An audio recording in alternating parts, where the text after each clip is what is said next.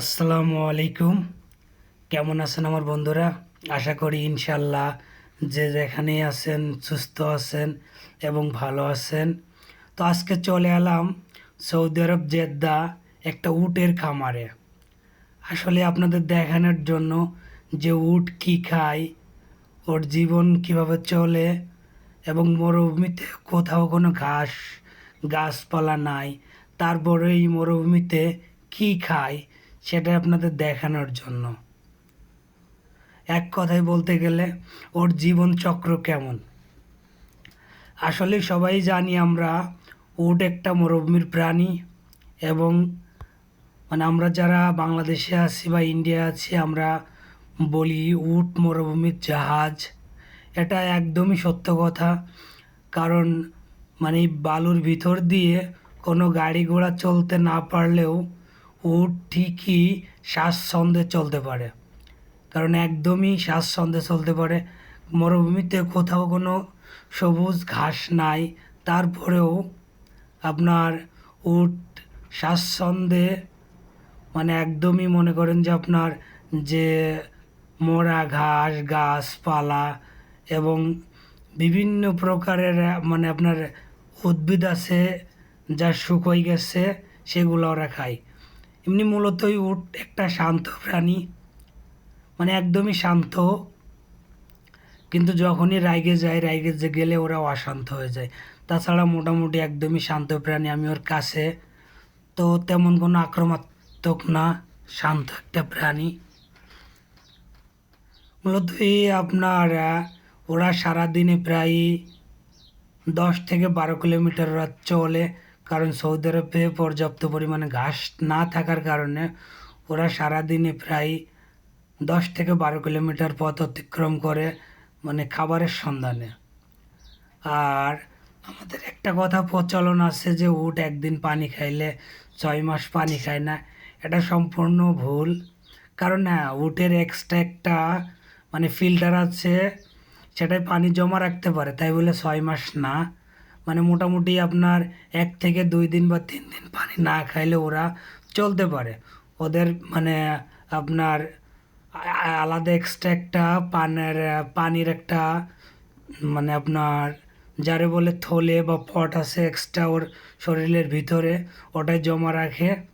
মূলত একদমই শান্ত এবং মানে ভালো একটা প্রাণী উট। আর যেহেতু আমাদের হযরত মুহাম্মদ সাল্লাল্লাহু আলাইহি সাল্লাম এই উটেই সব জায়গা উনি যাতায়াত করছে, তো একদমই শান্ত একটা প্রাণী উট। মোটামুটি দেখেন যে একটা উটের যে রাখাল প্রায় 60 থেকে 70টা, এমন এমন সময় আছে যে 100+ উট একা চড়ায়। তো অশান্ত প্রাণী হইলে কখনোই সম্ভব ছিল না। তো উট একদমই নিলিবিলি শান্ত একটা প্রাণী। আর বিশেষ করে ওরা আপনার মরুভূমিতে বিভিন্ন ধরনের যে গাছপালা আছে, মনে করেন যে আপনার শুকাই গেছে, ডালপালা আছে, কাঁটাযুক্ত খাবার আছে, ওরা সব কিছু খাইতে পারে।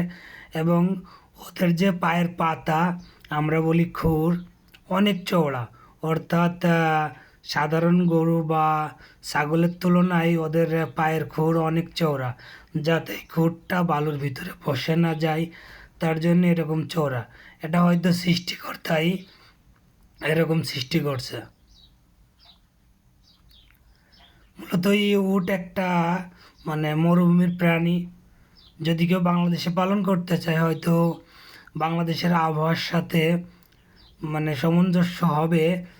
হয়তো ওরা বালুর ভিতরে থাকতে পছন্দ করে। বালুযুক্ত জায়গা বাংলাদেশের যে অঞ্চলগুলো আছে, এই অঞ্চলে পালন করলে অবশ্যই পালন করা যায়।